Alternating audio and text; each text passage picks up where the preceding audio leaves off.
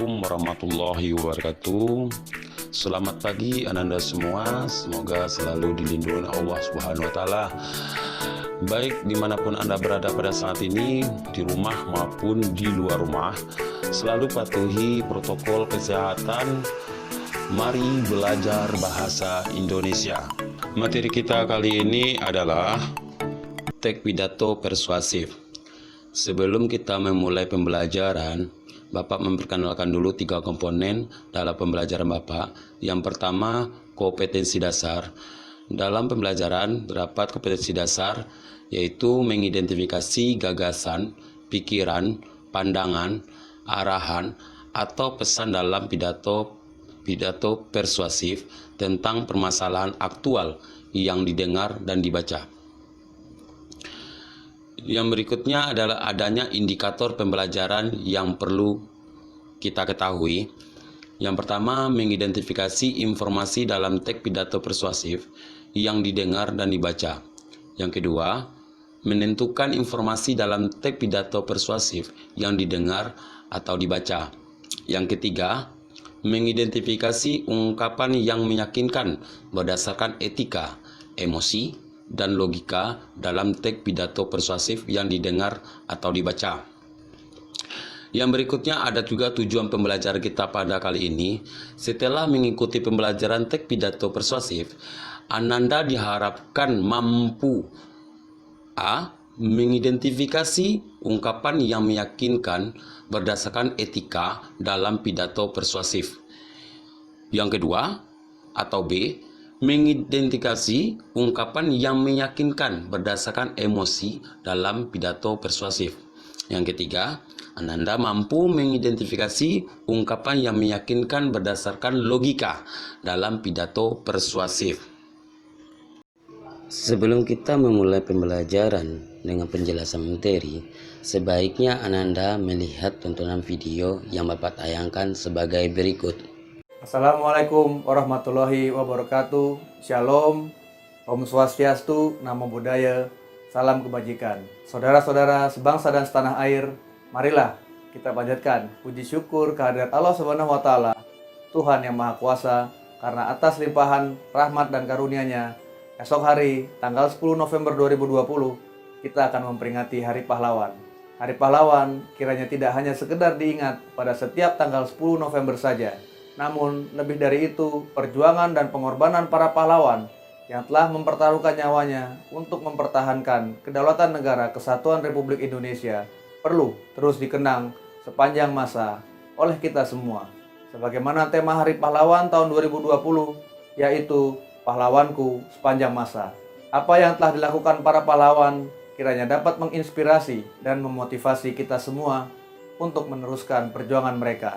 Kalau dulu kita berjuang dengan mengangkat senjata, maka sekarang kita berjuang melawan berbagai permasalahan bangsa seperti kemiskinan, bencana alam, narkoba, paham-paham radikal, dan termasuk berjuang melawan pandemi COVID-19 yang saat ini melanda dunia. Meskipun dalam masa pandemik, peringatan Hari Pahlawan tahun 2020 diharapkan dapat berlangsung secara hikmat dan tidak kehilangan makna. Bahkan dapat memberikan energi tambahan untuk menggugah kesadaran segenap elemen bangsa untuk terus mengutamakan persatuan dan kesatuan bangsa. Nilai-nilai kepahlawanan seperti percaya kepada Tuhan yang Maha Kuasa, rela berkorban, pantang menyerah, suka membantu, bergotong royong, perlu terus dirawat dan dipupuk agar dapat tumbuh bersemi di dalam hati sanubari setiap rakyat Indonesia.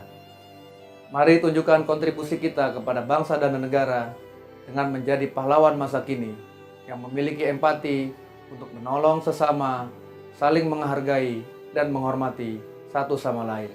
Pada kesempatan ini, saya menghimbau kepada seluruh rakyat Indonesia untuk berpartisipasi memperingati Hari Pahlawan tahun 2020 sebagai bentuk penghargaan atas jasa para pahlawan. Sebagaimana ungkapan salah seorang founding fathers kita, Bung Karno, yang menyatakan bahwa hanya bangsa yang menghargai jasa pahlawannya dapat menjadi bangsa yang besar.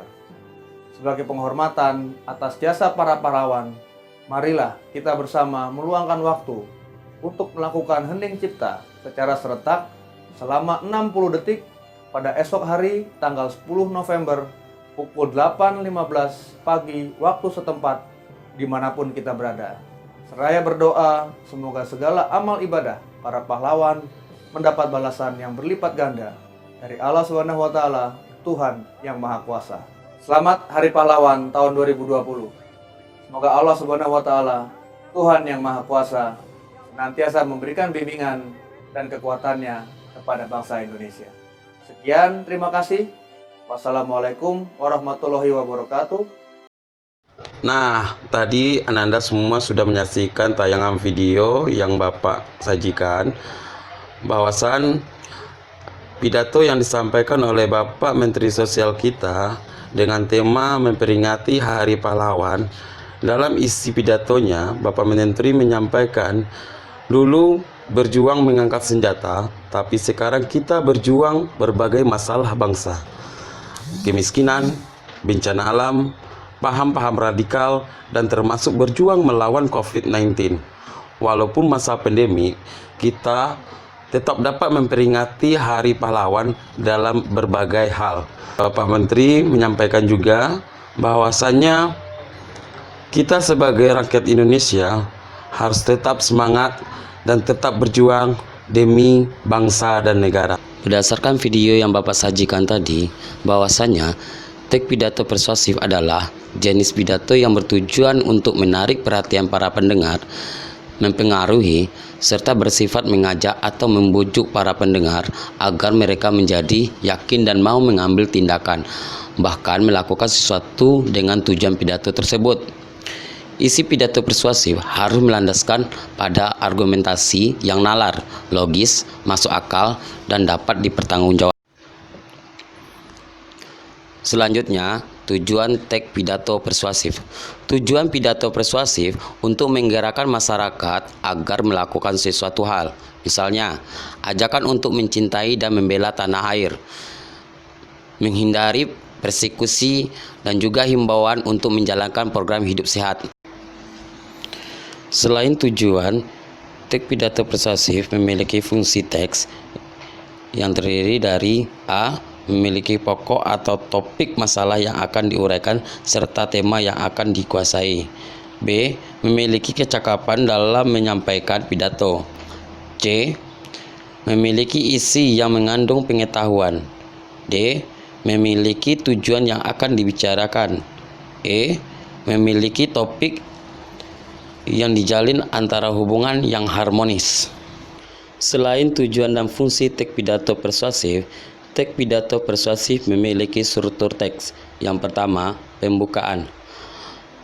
Pada bagian pembukaan ini biasanya terdiri dari salam pembuka, ucapan penghormatan, dan ucapan syukur. Kedua, isi pidato. Biasanya isi pidato merupakan bagian yang sangat penting karena mengandung inti dari suatu yang akan disampaikan dan dibicarakan. Pada bagian ini merupakan suatu penjelasan yang sangat detail dan jelas mengenai apa yang disampaikan kepada si pendengar atau audiens. Yang ketiga, penutup pidato. Penutup yang baik dalam berpidato memuat kesimpulan secara ringkas dari materi yang dijelaskan dan permintaan maaf kepada audiens jika ada salah kata dalam penyampaian, serta salam penutup untuk mengakhiri sebuah pidato. Demikianlah pembelajaran kita hari ini. Semoga bermanfaat buat Anda semua. Selalu semangat dan fokus. Semoga menjadi yang terbaik dan sukses selalu buat Anda semua. Wassalamualaikum warahmatullahi wabarakatuh.